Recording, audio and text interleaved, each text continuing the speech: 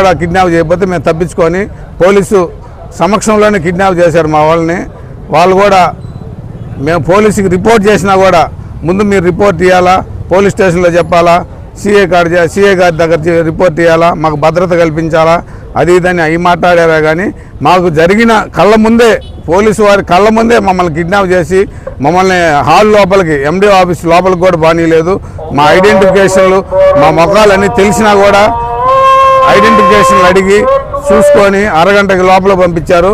Time waste అయిపోయింది. అప్పటికి 11 గంటల చిల్లరికి లోపలికి వెళ్ళాము. ఎండి వాళ్ళు మేము లోపలికి వెళ్ళేసరికి మళ్ళీ మీరు సంతకాలు పెట్టమని మమ్మల్ని బలవంతం చేశారు.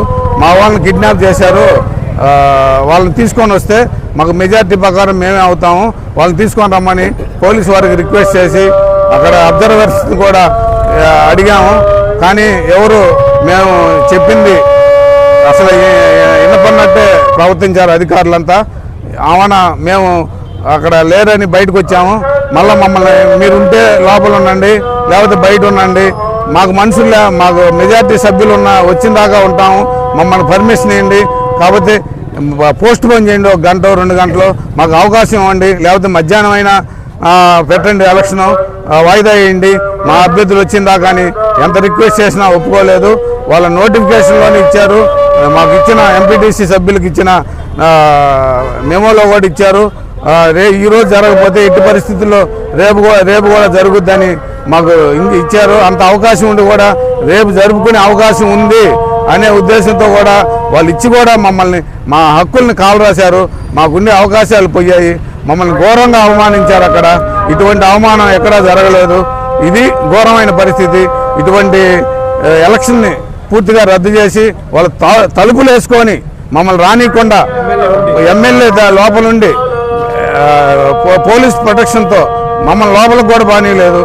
లాస్ట్ 11 గంటలకి స్టార్ట్ అయితే మీటింగు 11:58 నిమిషాల దాకా అసలు ఎలక్షన్ జరగలేదు. లాస్ట్ 2 నిమిషాల్లోనే ఎలక్షన్ జరిపి డిక్లేర్ చేశారు. మమ్మల్ని ఆ టైంలో కూడా పోలీసు వారు లోపల బానీయలేదు.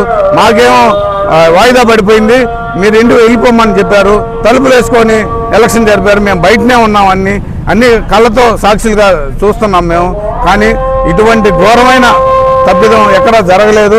అధికారులు మరి మూకుమ్మడిగా సపోర్ట్ చేసి అన్యాయాలకి అక్రమాలకి కొమ్ము కాశారు. కావున ఇటువంటి ఎలక్షన్ జిల్లా కలెక్టర్ గారు, ఎలక్షన్ ఆఫీసర్ గారు అందరూ కలిసి స్టేట్ ఎలక్షన్ కమిషన్ దీని మీద ఎంక్వైరీ కమిటీ వేసి ఇమ్మీడియట్గా రద్దు చేసి మళ్ళా జరపాల్సిందిగా మెజార్టీ అభిప్రాయాలు